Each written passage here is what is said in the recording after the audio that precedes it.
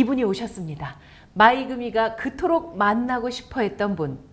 여러분, 박신양 작가님이십니다. 어서 오십시오. 네, 반갑습니다. 네. 나와주셔서 감사합니다. 감사합니다. 초대해 주셔서 감사합니다. 와, 실물 영접 이런 기분이군요. 그렇습니다. 감사합니다. 네, 정말 뵙고 싶었어요. 네. 사실 배우 활동하실 때도 인터뷰를 그렇게 많이 하시는 편이 아니어서 네. 만날 기회가 많지 않았고요. 네. 작가님으로 대중 앞에 본격적으로 서게 되시면서 이제 인터뷰를 하시는 것 같습니다. 맞습니다. 네. 네. 13년 동안 그림을 그렸고요. 이제 3월 6일 날 세종문화회관에서 큰 전시를 앞두고 있어서 아직도 그림을 그리는지 모르는 분들이 훨씬 많으세요. 네. 그래서 좀 알려야 되겠다라는 시간도 촉박하고요.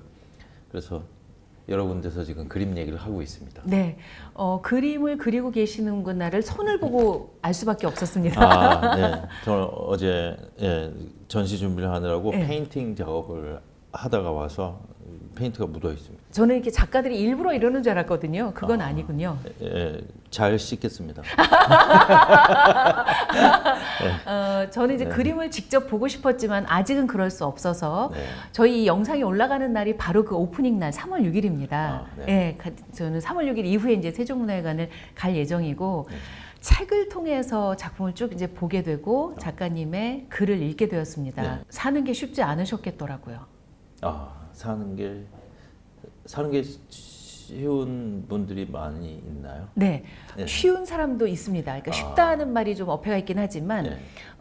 제가 볼 땐 타협을 잘하는 사람들은 어렵지 않게 살아가는데요. 네. 작가님은 타협을 잘 안 하시는 분인 것 같았어요. 그렇게 생각할 수도 있을 것 같습니다. 네. 타협이라는 말을 별로 좋아하지도 않는 네, 것 같고요.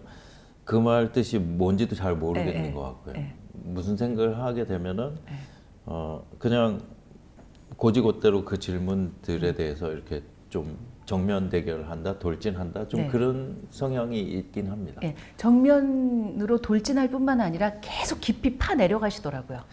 그렇죠. 궁금하니까요. 네. 왜 그런지, 이유가 뭔지, 무엇을 어떻게 해야 되는지라는 질문을 좀 달고 사는 편입니다. 네, 제가 이런 분을 언제 뵀냐면 네. 아침 프로그램에서 인터뷰할 때 종교인 중에 이런 분이 계셨어요. 저는- 어린 시절부터 사람은 왜 사는가를 계속 탐구하다가 종교인이 되신 분을 인터뷰한 적이 있습니다. 저는 종교인은 아니지만 그 질문은 저한테 가장 흥미로운 질문 같습니다. 그러게요. 네. 그래서 그 질문의 답 중에 하나로 그림 작업을 하신 걸로 저는 이해했습니다. 네, 그림 작업이 굉장히 그 질문을 찾아가는데 어울리며 직결돼 있다는 생각이 듭니다. 네, 왜냐하면 그림들이요 하나하나가 아니라 연작이 아주 많습니다. 네, 물론 그건 세월의 힘이기도 하죠. 네. 오랫동안 그려오셨으니까. 네. 그래서 제가 13년 동안 하고 싶었던 거는 나는 어디에 관심이 있는가, 무엇을 그리려고 하는가, 뭐 이런 그다음에 어떻게 그리려고 하는가 이런 것들이었고요.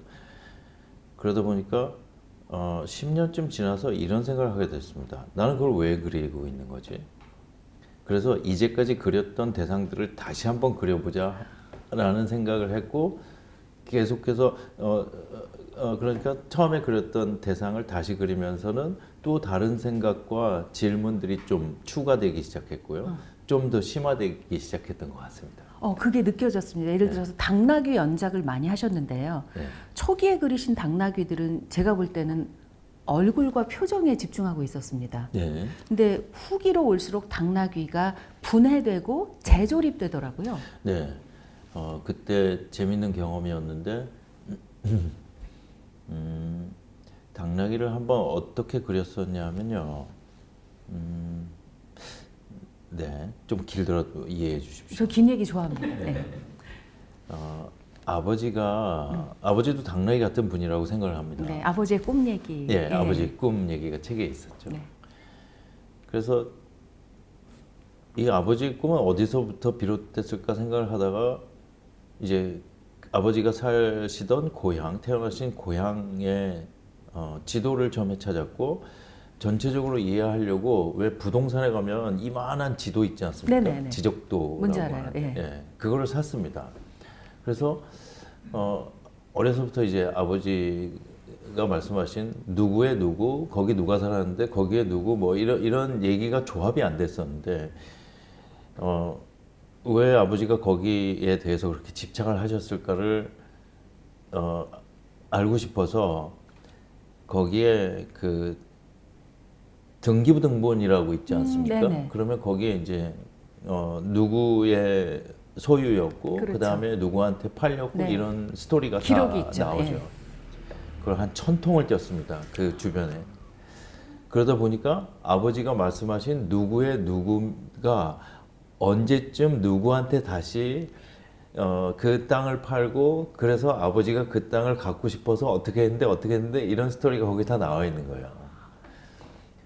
그래서 아버지의 꿈이 그 지족도처럼 그 거기에 지도처럼 이렇게 이미지가 겹쳐지기 시작했고 그러면 당나귀 같은 아버지 같은 당나귀 같은 네, 그런 형상을 이 지적도로 한번 분해를 해보자.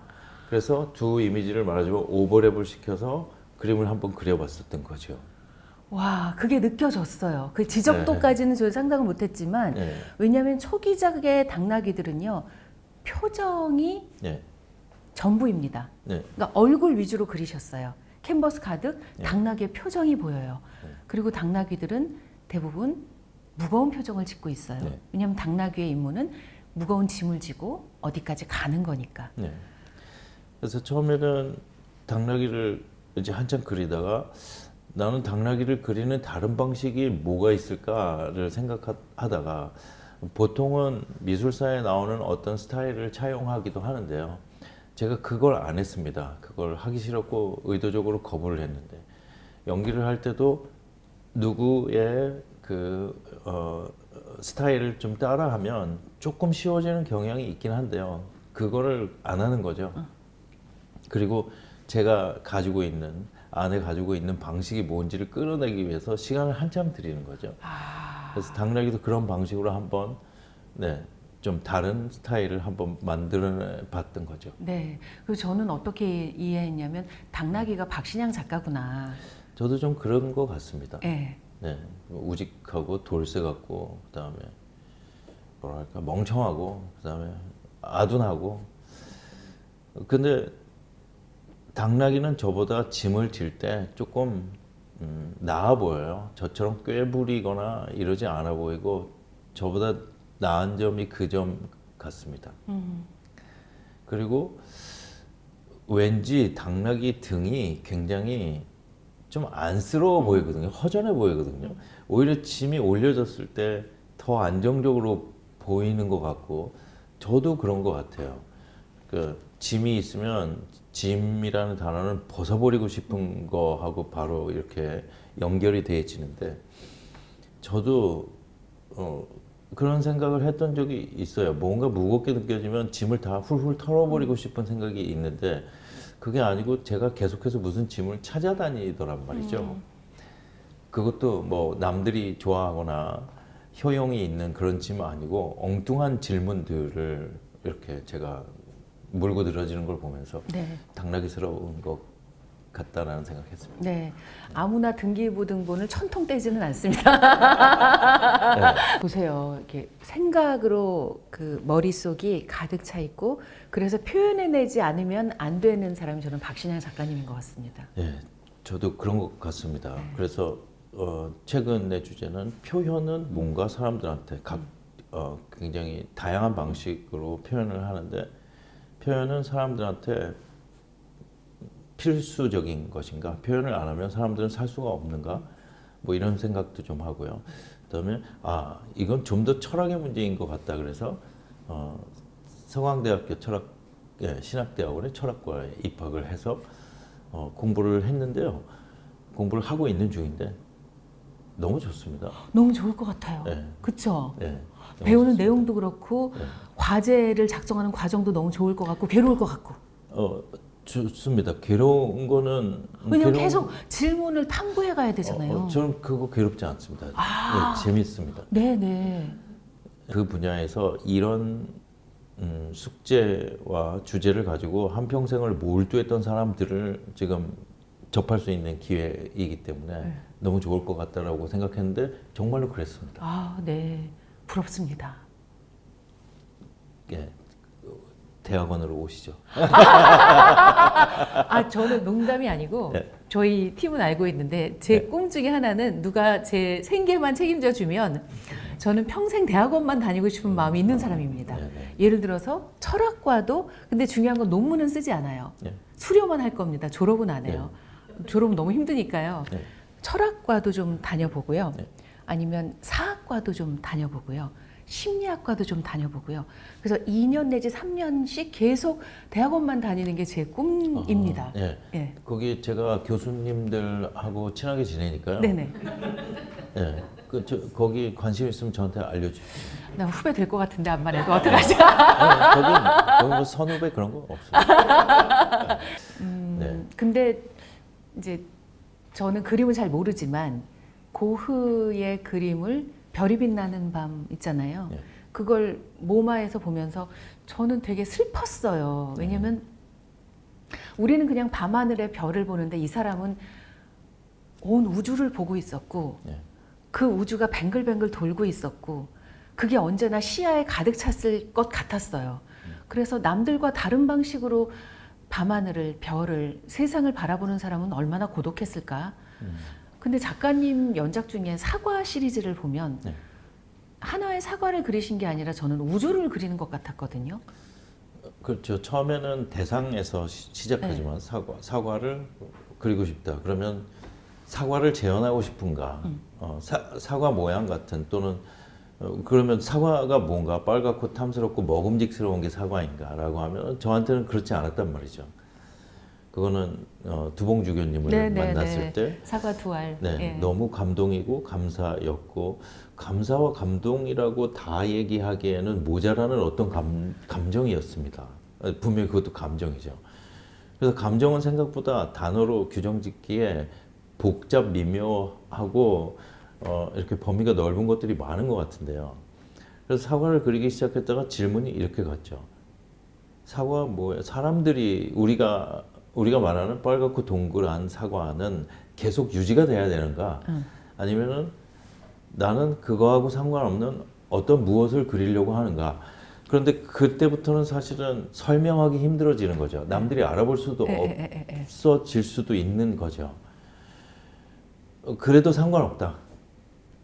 라는 생각으로 이렇게 옮겨가는 거죠. 네. 네. 그래서 그게 작품에서 저는 느껴졌거든요. 네. 계속 해체하시고 분해하시고 그다음에 자신의 방식대로 계속 조립을 해보고 네. 그 과정에 지금 있구나 이 작가님이. 그렇죠. 지금 말씀하시는 분해하고 다시 재정립하고 하는 거는 결국 이미지하고 단어에 대한 분해와 해체와 같은 말일 것 같거든요. 그러면 이 질문이 어디로 가냐면 우리가 알고 있는 단어들, 말에 대해서 언제부터 생겼고 왜 생겼고 나는 그거에 충분히 동의하고 나도 그것을 따르겠느냐. 예를 들어서 사과는 동그랗고 빨갛냐. 안 그렇다고 얘기하면 할 말 많아지고요. 심각해집니다. 근데 애들은 안 그렇게 보거든요. 맞죠? 네. 맞죠? 애들은 하늘이 까맣다고도 보고 빨갛다고도 보고. 맞죠? 네. 근데 그건 애들한테만 해당되지 우리가 말하자면 조금 나이가 들고 지식이라는 걸 습득하고 사회성이 길러지면서는 인정 안 되죠. 애들같이 했다가는 중구난방으로 모아지는 게 아무것도 없을 테니까. 그런데 예술에서는 너무나 분명하게 예술성은 천재성은 아이들의 그런 천진난만함과 순진함이 유지될 때만 천재성이 있다라고 얘기를 하죠. 되게 모순적이죠. 그러면 어떻게 살란 말인가? 그런데 예술가들한테 요구되는 건 그거 하나밖에 없는 것 같아요. 그래서 감동이 뭔지에 대해서도 다시 생각하게 되는 거죠. 우리는 왜 어느 때에 감동을 받게 되는가? 그럼 나는 주로 어떤 때에 감동을 받게 되는가? 어떤 영화를 보다가 눈물을 흘리고 감동스러워서 그게 오랫동안 남아있다가 이제 연극영화과에 가서 연기를 공부해야 되겠다라는 데로 이어졌었는데요. 그리고 나서 또 한참 있다가 그림에 대한 강력한 감동을 받고 그것 때문이었는지는 정확하게 모르겠지만 그림을 그리게 됐죠. 그러면은 크게 인생에서 두 번의 감동적인 순간이 있었는데요. 그러네요. 예.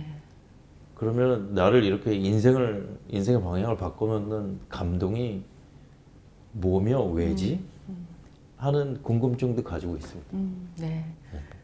그게 이제 예술가가 찾아가야 되는 지점이죠. 네. 그 감동이라는 것. 왜냐하면 그것이 박 작가님을 두 번이나 바꾸어 놓은 것처럼 박 작가님의 작품이 그것이 연기가 됐든 그것이 그림이 됐든 또 어떤 것이 됐든 누군가의 인생을 바꿀 수도 있는 거지 않습니까? 그렇죠. 네. 네. 그래서 그걸 찾아가셔야 되는 거죠. 네.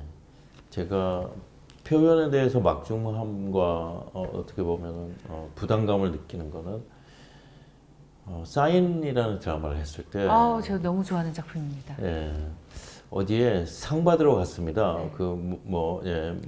뭐 잘했는지 무슨 상을 주신다 그래서 갔는데 저기에 누가 좀 모여 계세요. 그래서 이런 데 올 분들이 아닌 것 같아. 저분들은 누구냐 그랬더니 그 드라마를 보고 법의학을 전공하겠다고 한 분들이 거기 이렇게 모여 계셨어요.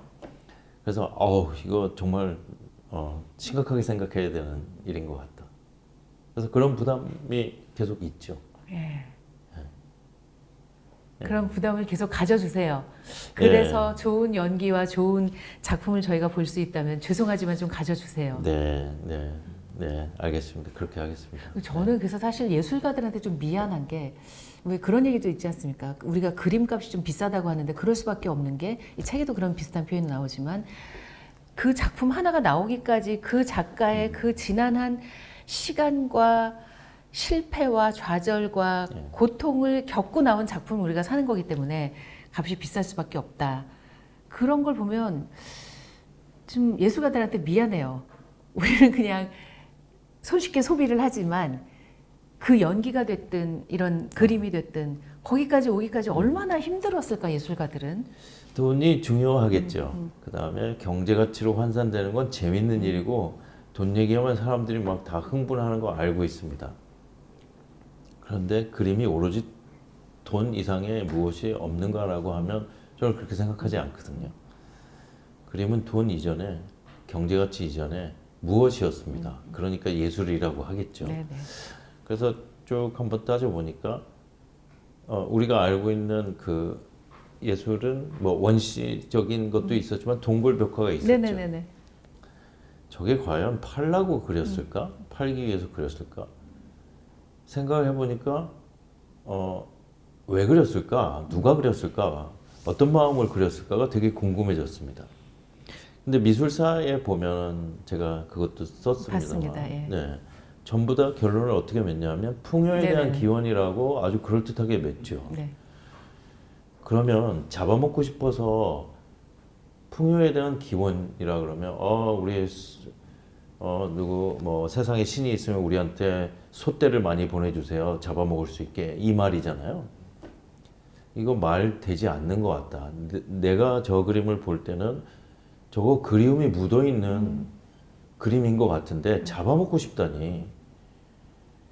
아니 뭐 그럴 수도 있겠죠. 그러면 잡아먹고 싶으면 고기를 그려야죠. 그렇죠. 예. 소를 그릴 게 아니라 소고기를 그려야죠. 예. 네. 그렇죠? 예. 저 너무 이상해요. 예. 그 세상에 그런 미술사밖에 없죠. 이거 좀 이상하다. 예쁘게 그리지 않을 거고요. 잡아먹고 싶으면. 그 다음에 이렇게 멋지게 그릴 이유가 하나도 없죠. 근데 생각보다 멋지고 멋있고요. 장식적이고. 장식적이고 먹고 싶은 소라고 보기 어려웠습니다. 섬세하고. 섬세하고요.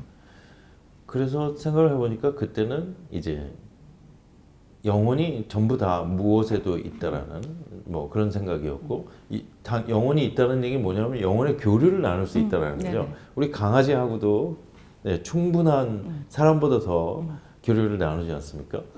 하물며 커다란 소하고 그런 정신적인 영혼적인 교류를 나누지 않았을까라고 한다면 왜 우리 저 영화 있지 않습니까? 늑대와 춤을 같은 거 네네네. 보면 아바타도 네네네. 보면 네네네. 그런 거 흔한 얘기죠. 그러면 만약에 뭐 누가 좀 심성이 허약한 사람이 있었어요. 근데 소하고 우정을 나누고 있었어요. 원시인들하고는 별로 안 친하고. 그런데 원시인들이 어느 날 갑자기 저 소를 사냥해서 먹어야 된다 그러고 우리 다 출동해가지고 그 소를 때려 잡았어요. 먹어야 되니까 뭐 안 먹으면 배고프니까 먹었다고 치죠. 그럼 어땠을까 그 원시인은? 미안했겠죠. 미안하고 울고 그리워했을 것 같아요. 그렇게 그려진 그림 아닌가. 네, 그런 생각이 들었습니다. 이건 딴 얘기인데 아까 그 그림 감 얘기하신 게 제 생각에 왜 그런 거 같냐면 예술을 소유로 보느냐 향유로 보느냐의 차이인 것 같아요. 소유로 보는 사람들한테는 값이 중요해요. 근데 향유로 보는 사람한테는 그게 어디 있느냐만 중요해요. 네. 내가 보러 갈 수 있느냐, 네. 내가 누릴 수 있느냐. 그러니까 이 두 가지 관점 때문인 것 같아요, 제 생각에는. 그래서 저도 생각을 많이 했습니다. 이 연기는 영화 드라마에서 연기를 하는 거는 그 표현은 1초면 사람들한테 가서 닿습니다. 전파를 통해서이긴 하지만 그래서 많은 사람들한테 표현을 전달하고 나눠준다 표현이 적합한지는 모르겠습니다만 많은 분들한테 보여드리기 위해서 정말 엄청난 노력을 했었죠. 근데 그림은 다 할 수 없어요. 전파를 통해서 갈 수 없습니다. 네네. 사진이나 모니터로 확인될 수 있는 게 아닙니다. 그러면 유랑극단처럼 가지고 가서 보여드리는 수밖에 없지 않습니까? 그러면 이거를 어떻게 해야 되지라고 생각을 꽤 오래 했었죠. 뭐 이렇게도 생각하고 저렇게도 생각해 봤습니다. 뭐 어디에서 뭘 하든 아는 사람들은 오겠지 이런 생각과 트럭에다가 싣고 왜 이렇게 지붕이 이렇게 열리는 네네네네. 차들 있지 않습니까? 그거 가지고 이렇게 축제 같은데 사람들이 많이 오는데 가서 그걸 열면은 많은 사람들이 볼 수 있지 않을까 이 생각도 해봤고요. 또 어떤 때 또 이런 생각도 했습니다. 왜 이렇게 로터리 지나가면 네네. 그림들 늘어놓고 파는 분들 있잖아요. 네네네. 그렇게 전시를 할까 이런 생각도 해요. 그 교차로를 지난 사람들은 다 볼 테니까. 진짜 그런 생각도 해봤고요. 네네. 그다음에 그렇더라도 어디서 하면 다른 데서는 못 오시니까 그러면 지역과 지방에서는 어디가 전시할 만한가 이 생각도 해봤는데 각 지역마다 체육관들이 너무 훌륭한 거예요. 맞습니다. 예. 너무 시설이 저기서 전시를 하면 좋겠다. 하지만은 실질적으로는 문제가 많이 있지만 거긴 체육 시설이기 그렇죠. 때문에 예. 그러면 무슨 방법이 있을까? 그래서 각종 창고와 전시를 할 만한 넓은 데를 다 알아보고 그 다음에 기존의 전시장, 한국에 전시장이 몇 개 있죠. 서울에도 몇 개 유명한 데가 있고 그 다음에 지역마다 있습니다. 그런데 생각보다 굉장히 몇 개 안 됩니다. 그리고 기준도 굉장히 까다롭습니다. 실제로 검토를 해보니까. 그 다음에 충분한 준비를 할 수도 없고요. 생각보다 그렇게 넓지도 않습니다. 그러면 전시를 하고 싶어 하는 사람들, 전시 기획을 사업을 하시는 분들, 작가들, 갤러리들이 얼마나 많을 텐데 그러면 수요 공급이 불균형한 거죠. 그럼 우리는 어떻게 해야 될까를 여러 번 생각하다가 이제 그래도 각 도시의 커다란 전시장에 제안서를 계속 넣고 있었죠. 네. 그러다가 작년 12월에 세종문화회관에서 이 전시를 해도 된다. 그래서 이제 작년 12월 초에 말하자면은 최종적으로 승인이 된 겁니다. 와. 그런데 이제 그때 들었던 말은 재개관이 70년대였던 걸로 알고 있는데요.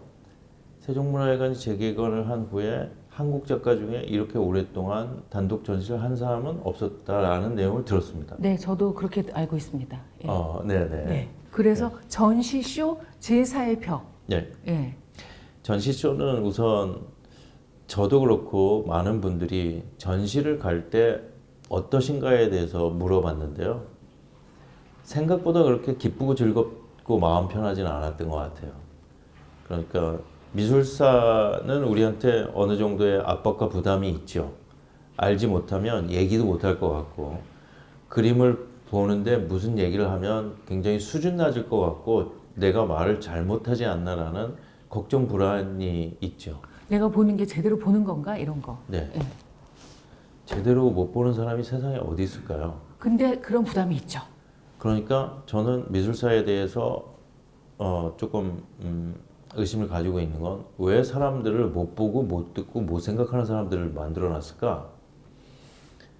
그게 사람들의 행복을 위해서 뭐가 그렇게 중요하다고? 미술사가 더 중요할까요? 아니면 사람들의 느낌이 더 중요할까요? 네, 당연히 후자죠. 예. 근데 왜 이렇게 됐을까? 왜 주객이 전도됐을까? 저도 그런 생각이 있습니다. 그러면 뭔가 잘못된 것 같다, 지금. 전시를 볼 때는 음악 듣듯이, 그 다음에 좋은 무용 공연, 그 다음에 영화나 책 읽듯이 사전 조사는 할 수도 있지만 필수적인 건 아니었으면 좋겠다라는 생각이었습니다. 그러면 전시 가지고는 안 되겠다. 우리는 좀 더 사람들한테 가까이 다가갈 수 있는 방식이 저한테도 맞고 그게 필요하지 않은가라는 생각이 듭니다. 그래서 전시 쇼라는 타이틀을 붙였고, 맞습니다. 제사의 벽은 이제 연기에서 나오는, 연극에서 나오는. 예. 제사의 벽은 이제 설명을 드리면은, 제가 제사의 벽에 살았죠. 그러니까 네, 제가 여러 번 어디 갈 때마다 설명을 하는데, 여기가 무대고 저쪽이 객석이죠. 그리고 여기에는 묘하게 안 보이는 선이 하나 있죠. 처음에는 물리적인 선이었다가 이렇게 얘기를 하면 심리적인 선으로 이렇게 유동적으로 작용을 합니다. 그래서 그게 정확하게 있다라고도 얘기하지 못하는 어떤 벽인데요. 저는 그 안에 무대 쪽에서 살았죠. 이게 현실이었고 이게 모든 것이었죠. 하지만 제사의 벽을 근거로 건너가기만 하면은 이거는 가상이고 상상 속에 벌어지는 일이고, 결국 어디서 생각하느냐의 입장에 따라서 현실과 상상과 가상이라는 건 얼마든지 뒤바뀔 수 있는. 이해했습니다. 저는 그 박신양 배우님의 연기를 정말 좋아했던 사람으로 드라마나 영화를 제가 보니까 거의 다 봤더라고요. 예, 진짜 열광하면서 봤던 사인을 비롯해서 저처럼 박신양 배우님의 연기를 좋아했던 많은 분들이 계실 텐데요. 제 생각에는 전시회에 더 많은 분들이 왔으면 좋겠습니다. 왜냐하면 우리가 드라마나 영화에서 봤던 건 직업인으로서의 박신양인데, 그림으로 볼 수 있는 건 그냥 인간 박신양이라는 생각이 들었습니다. 어떻게 보면 그럴 네. 것 같습니다. 그래서 인간 박신양을 만나기 위해서는 그림을 꼭 보셨으면 좋겠다는 생각이 들었습니다. 고맙습니다. 네. 네. 저도 제 그림을 보시는 분들의 반응이 참 궁금했었는데요. 2년 전에 평택에서 전시를 했을 때 많은 분들이 보고 가셨고, 반응들이 제가 생각했던 것보다 훨씬 좋았었어요. 사실 우리가 깊이에 대해서 좀 가까이 가고 싶지 않은 그런 분위기라고 생각을 했었는데, 생각보다 이해의 범위가 생각보다 넓으셨어요. 오히려 제가 놀란 지점이었고요. 점점 더 그렇게 돼가는 것 같습니다. 네, 그러니까 어찌 보면 우리도 박신양 작가님에 대해서 편견을 갖고 있지만 박신양 작가님도 우리에 대해서 편견을 갖고 있는 것 같아요. 그러니까 이번에 이걸 좀 깹시다, 서로 양쪽에서. 네, 우리는 어떤 우리는 관객이기도 하고 네. 대중이기도 하고 네. 우리에 대해서 이렇게 편견을 갖지 마세요. 그렇죠. 아니 네. 저는 편견이 있는 건 아니고요. 모릅니다. 네. 이 안에서 살았기 때문에 여기를 바라볼 생각을 안 했고요. 지금 사실 전시를 앞두고 계셔서 제일 바쁜 시간이잖아요. 네. 어제도 작업을 하시고 아마 오늘도 인터뷰 끝나면 바로 또 작업하러 가실 것 같아요. 네. 예, 손이 그걸 말해주고 있거든요. 네, 페인트 칠하다 와서 그러니까요. 페인트가 묻어 있습니다. 그런데도 이렇게 시간 내주셔서 여기까지 와주셔서 정말 좋았고요. 이 인터뷰는 끝내지 않기로 마음을 먹으면 1박 2일도 할 수 있을 것 같습니다. 저도 이런 주제에 대해서 말하는 거 진짜 좋아하는데 아무도 저랑 이런 얘기를 해주지 않아요. 예. 저는 한 3개월 해야 됩니다. 아 진짜로요? 이게 내용이 너무 길어요. 미술 그렇긴 얘기는 하죠. 시작하면 너무 길고요. 네. 제가 초대해 주셔서 선뜻 달려왔던 건 뭐냐면, 그러니까 아까 말씀하셨던 어떤 단어와 이미지에 대해서 나는 그렇게 생각 안 하고 좀 다르게 생각합니다를 말하기 위해서 결심을 하면요, 그때부터는 일이 정말 이게 뭐야, 무한대로 네, 네, 늘어나는 그런 일을 해야 되는 거라고 지금 충분히 이해합니다. 네, 네. 그래서 이렇게 기회가 만들어지면 무슨 얘기라도 내가 진짜로 뭔가를 해왔던, 생각해왔던 거, 그 다음에 노력해왔던 것들을 얘기할 수 있는 기회를 적극적으로 갖지 않으면 저는 그냥 일반적인 그냥 수준에서, 평범한 수준에서의 질문들에 답변하다가 쓰러질 것 같습니다. 그래서 소중한 기회를 만들어 주셔서 제가 또 말을 노력해서 할 수 있었고요. 이런 기회가 또 있으면 계속해서 노력하겠습니다. 저는 이런 적극성이 매우 좋습니다. 그리고 자주 일해 주세요. 노력하겠습니다. 네네네. 네. 예, 그리고 오늘 진짜 네. 너무 재미있고 저는 흥미진진한 얘기를 나눌 수 있어서 진짜 저는 너무 좋았어요. 아마 우리 제작진 알 겁니다. 제가 얼마나 흥미있어 하는지를. 네, 저 이런 얘기 하는 거 너무 감사합니다. 좋아요. 예. 너무 좋고 감사한 네. 게요. 잘 들어주시는 분한테는 잘 설명하게 됩니다. 그래서 그런 기회가 만들어지는 거에 대해서 정말 감사하게 생각합니다. 예, 진짜. 그리고 전시회 꼭 보러 가겠습니다. 꼭 오십시오. 예. 네. 근데 저만이 아니라 보고 계신 분들도 오시라는 말씀을 직접 하시면 어떨까요? 예. 제가 그런 거 이런 게 어려운 거죠. 그죠? 네. 네. 네. 근데 하셔야 될 것 같아요. 하시는 게 좋을 것 같아요. 이것도 얘기하라고 그런 거 같아. 책 얘기 많이 했죠. 네네. 이게 제사의 병입니다. 이게 무대 네네. 안에서 살다가 바깥으로 튀어나가려 그러면 갑자기 광야에 홀로 서 있는 것 같은 느낌이 들어가지고 진짜 어렵습니다 이거. 예. 피식쇼에서는 했는데 시키면 막 했는데. 우리도 영어 해볼까요? 네. 제가 그걸 하다니.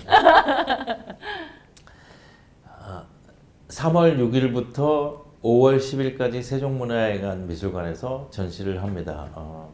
좋은 전시가 되도록 최선을 다해서 노력하고 있습니다. 네, 와서 봐주시면 감사하겠습니다. 네. 조금은 서툰 어려워요. 네. 그 어려운 일을 해내셨습니다. 어색합니다. 네. 예, 그 어색함을 떨쳐내고 계십니다. 네. 저는 이런 박신양 작가님이 너무 좋습니다. 응원합니다.